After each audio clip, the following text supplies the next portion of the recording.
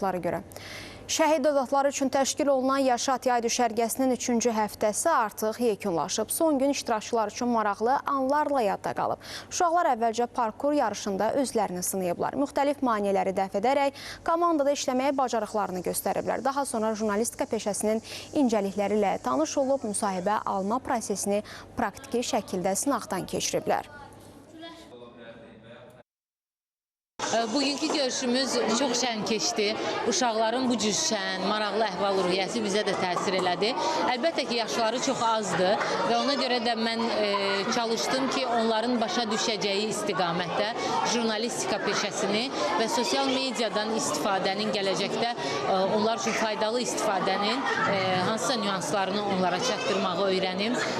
Mənim bu proqramlarda psixoloqlarla görüşdə maraqlı oyunlarımız xoşuna gəlib.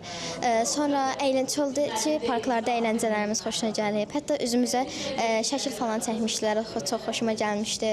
Uşaqların düşüncələri müxtəlif olur və onlar onu dilə gətirərkən də müxtəlif hisslərlə dilə gətirirlər. Biz də onlarla 3-cü həftədəyik artıq və bitir bu həftə.